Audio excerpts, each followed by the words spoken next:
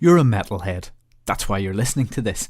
You go to gigs, maybe dozens of gigs a year, maybe just a few. You know, we all know life's tough, things happen, you don't get out as much as you used to. But you try. Either way, you pay in, you see bands, or you don't. It's your call. But here's a question, and it's the big question at the heart of what you're listening to. Episode 23 of the Metal Insight podcast, produced and recorded by MetalIreland.com. Why would you give money to bail out a metal gig promoter that had got themselves into financial trouble because of the bands they'd booked? Do you think you'd put your hand in your pocket to help them out? Or is it their own fault for just not getting the business right? Well, that's what we're going to talk about in this really special podcast. In this episode today, we're going to hear from the Northern Irish gig promoter who's had to ask metalheads here for help. And I don't mean small help. He's asking for £15,000 to cover his losses. That's the extent to which he's lost out in recent times. First, here's a bit of background for people listening. There are many people that put on metal shows in Ireland, north and south, and their efforts are what make the scene that we have here. But it's also fair to say that there are two big established metal promoters, and without them, well, we just wouldn't have much of a scene for the big metal bands here. One of those big promoters is Fergal Holmes. He's at Dublin Metal Events. The other is a guy called James Loveday, who for many years has run his promotion business called the Distortion Project. He's been grinding away at this for an incredible 16 years now. So many metal bands from Ireland have been on stage because of him, and he's brought bands to Belfast that we never thought we'd get to see. It's as simple as that. This idea of scenes, community and whatnot, he is one of the linchpins. Without his work over the last 2 decades, the culture of Irish rock music, it just would be poorer.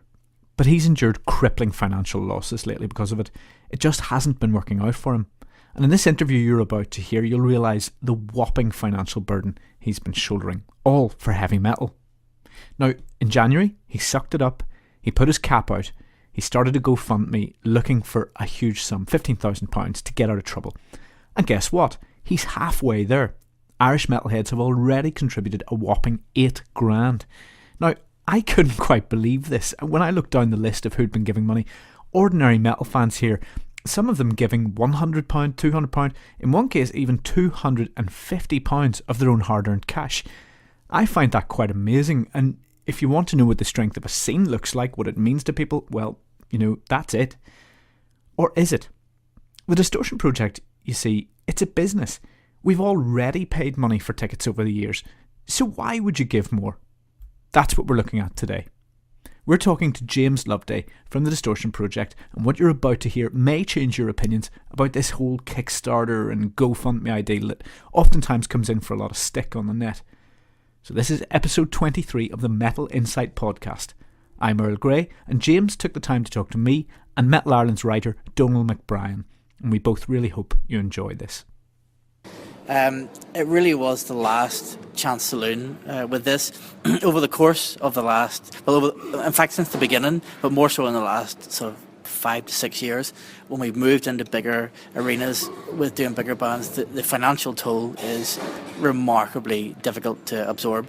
Heavy metal in Northern Ireland is still a niche, despite a vibrant scene and a currently very well attended scene, especially the likes of today. But some of the losses that were incurred were unsustainable. You say a vibrant scene. A vibrant scene is effectively you. Well, me as well, but I know there's a lot of people that do it and try and bring bands over. You know, I guess I've been the flagship for a long time, and the Rock KD stuff has been the centrepiece of it. But you know, there are a lot of other people that do, you know, try like Rock Therapy and stuff that try and do local bands and try and make it work. But it's very, very difficult, and it's a thankless task. How difficult was it making the decision to make the ask? Because it's a very public way to admit that maybe, oh crap, something's not quite right. So how difficult was the decision to actually make the ask? It was the most difficult thing I've done in 16 years, if I'm honest, because you're never quite sure how people are going to react to it. Some people are very precious about these fundraising things, and you never really quite know how people are going to react to something like that. You know, as much as I've been around a long time and it's quite and well thought of, I hope, and it's well supported.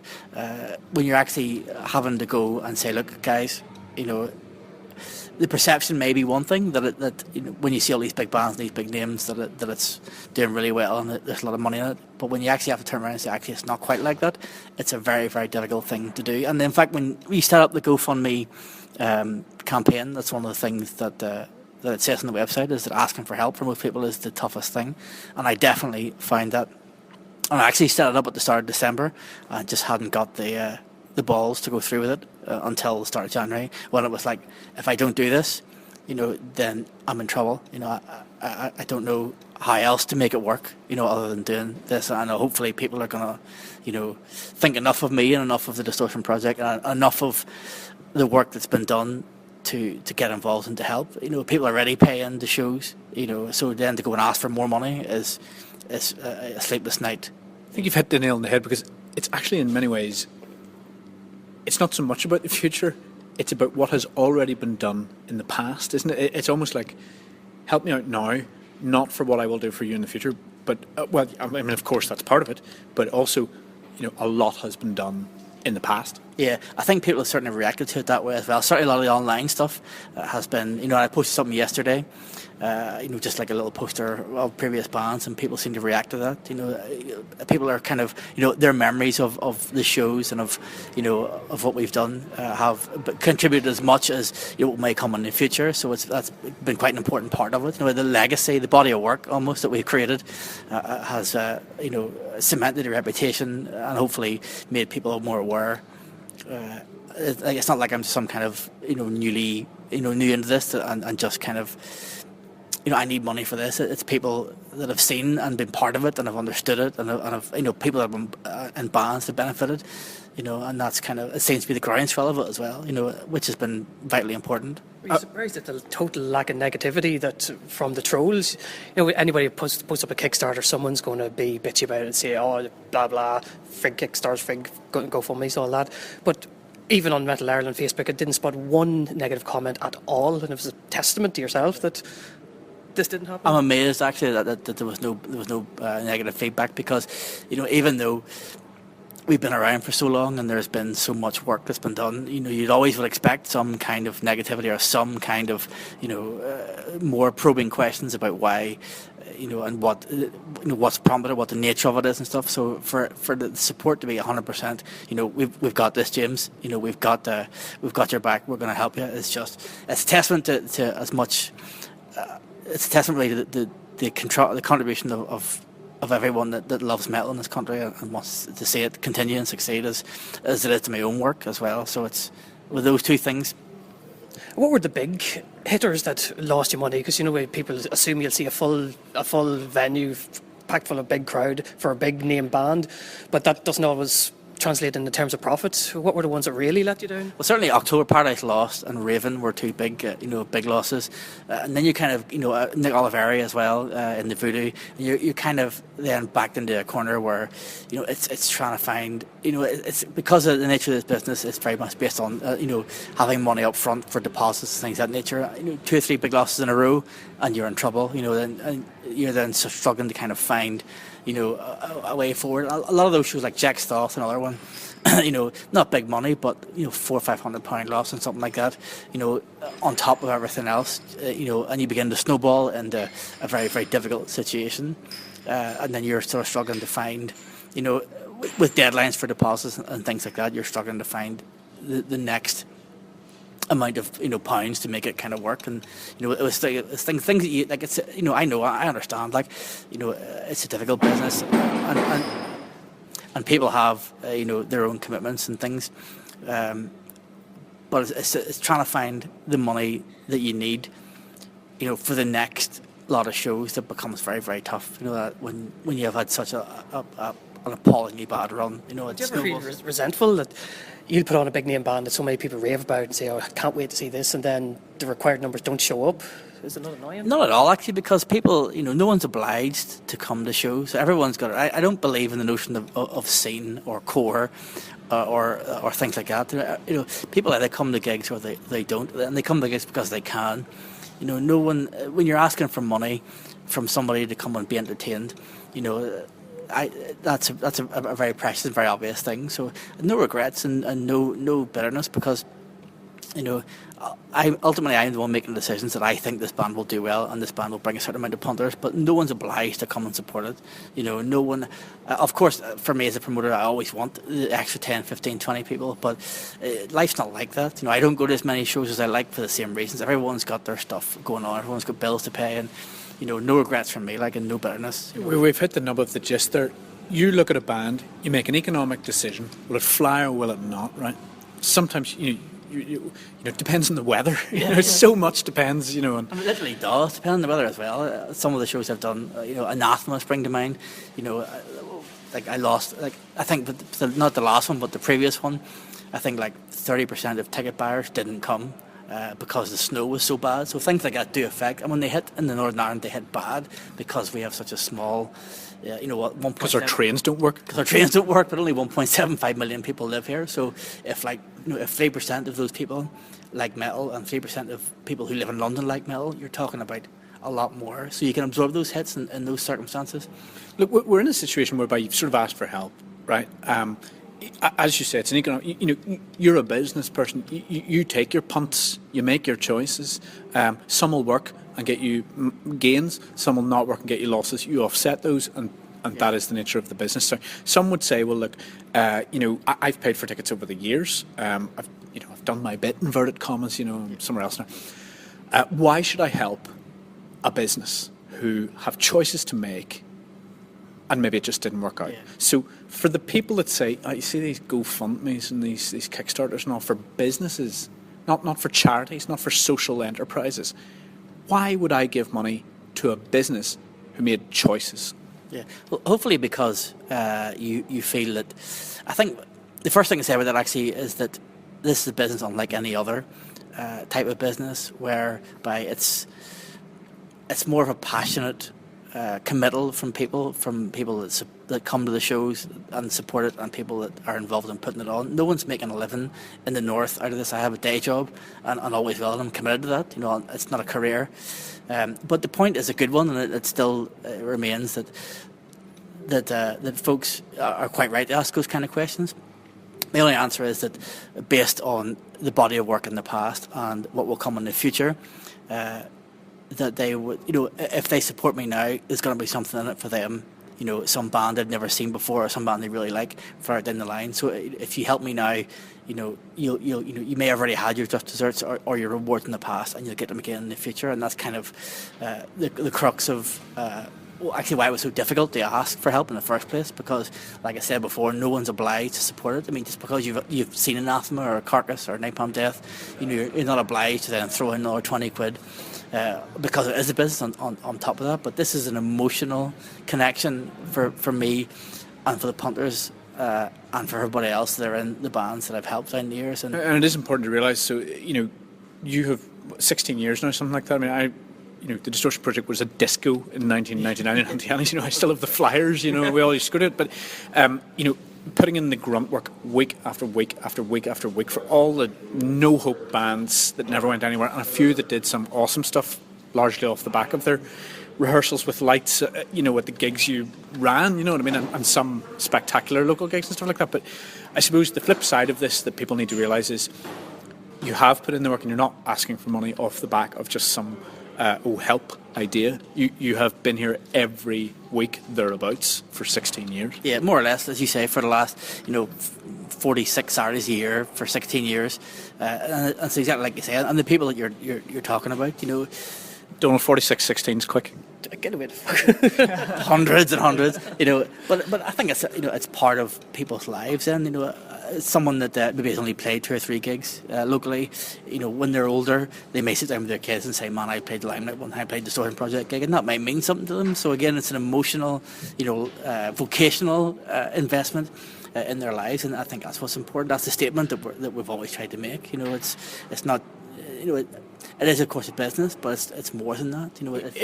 I was on sort of the GoFundMe site a couple of weeks ago. I think it got to something like 4 or 5 grand when I last looked. I haven't looked since. I don't know where you're at. Where are you at? It's just 8,000 at the minute, which is in just over a month. Which is, I haven't really got the words to describe how overwhelmed I was. It's incredible, isn't it? I saw people donating 250 quid. Like, I have to say, I love and respect, and I'm part of, in my own small way, you know, like part of the history, because you supported our band at the time and all, but 250 quid for the Belfast metal effort of this. I mean, that is quite a bowling over.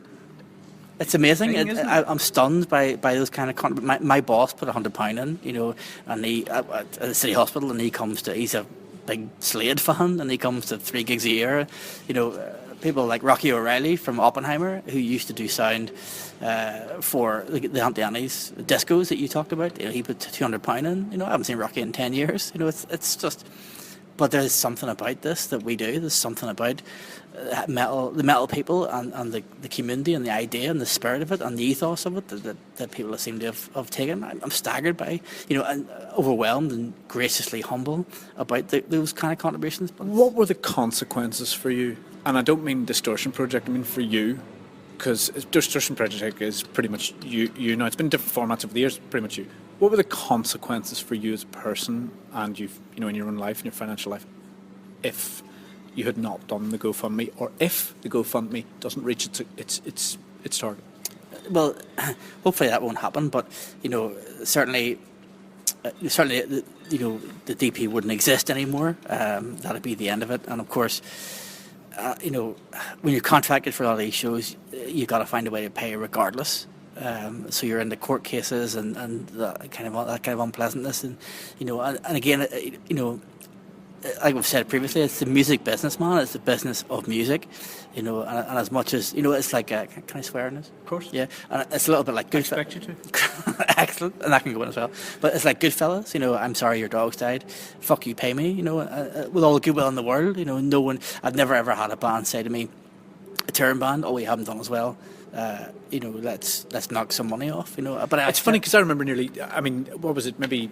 Oh, fuck knows how long it was ago, but Cannibal Corpse, long time ago, you lost an absolute packet. I remember that, but you fought back. You know, you got back into the game, didn't you? Yeah, that was a disastrous, and that was very early on as well. It was like 2001, you know. And again, it was just, you know, maybe in those days, but naivety as well, because, you know, they're famous. How can they not do well? Oh, actually, you know, it's not. They're not as big as you think they are. You know, it's those things. It's those learning curves about, you know, what's appropriate fee-wise and what to offer and what your costs are going to be, and those kind of things. That's kind of, you learn those kind of lessons.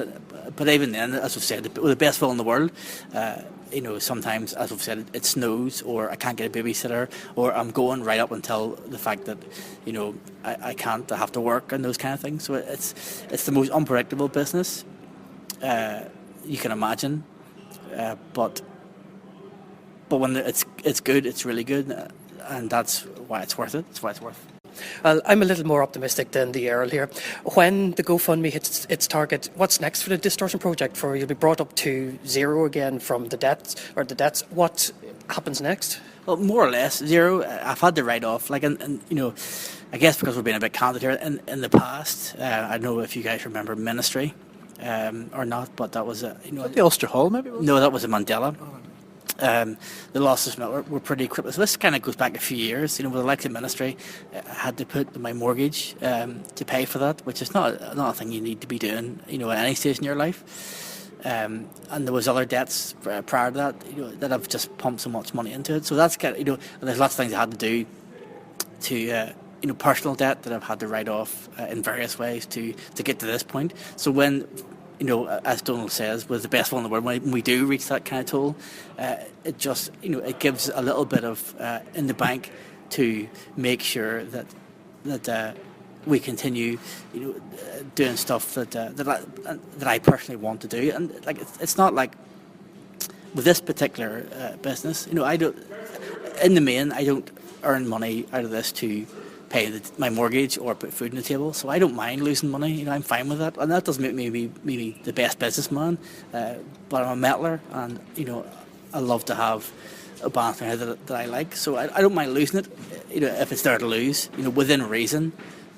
So to answer the question, I guess it puts us on a stage where I can make those kind of decisions where, okay, you know, this black metal band is going to come. They're not going to make any money, you know, but that's okay. But you've dialed. I've noticed over the years you have dialed back on the borderline stuff just for the love of it kind of stuff. And that is obviously the sensible thing to do. All right, we won't see the smaller bands, but out of necessity, I've noticed you've dialed back on the slightly more ropey stuff. Yeah, and that's kind of the reason for it as well. You know, that they weren't sustainable, because obviously bands and people in bands have their own costs, especially coming to Ireland. It's expensive. You know, the RSC is a real bind, you know, for bands from here and from across the world to get here. So, you know, you do play a little bit more sometimes. But yeah, you're right. I've had to dial back on that kind of stuff. I don't want to do that because.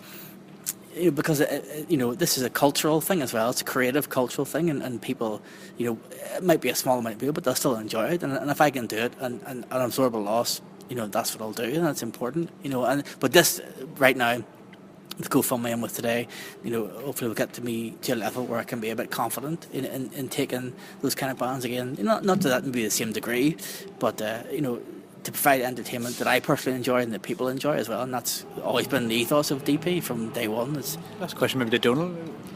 Where do you see the DP in 5 years? Do you think it'll hit its 20th anniversary? It's funny because I was just thinking that, because I was wondering as well, yeah, did this moment prove a moment to say, oh God, maybe I just got to can this? You know, I mean, you've done more than anybody, frankly.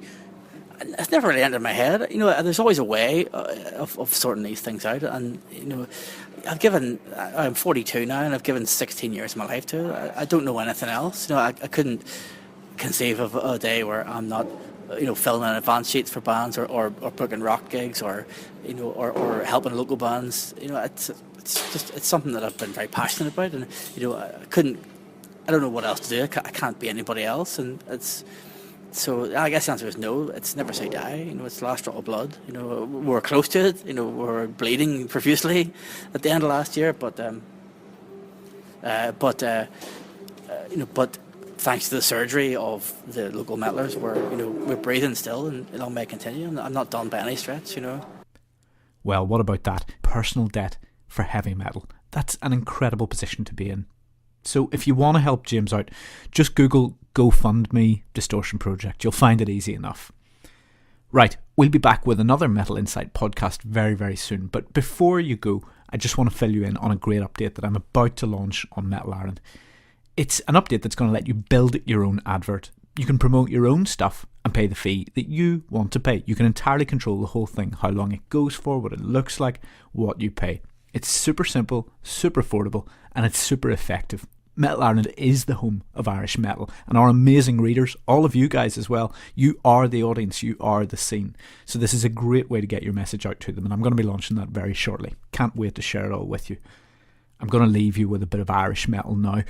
This is from a band called Asect, and the track is called Clone. Enjoy it. Till next time, I'm Earl Grey, and thanks to my colleague Donald McBrien. And good luck to James, I must say. Over and out.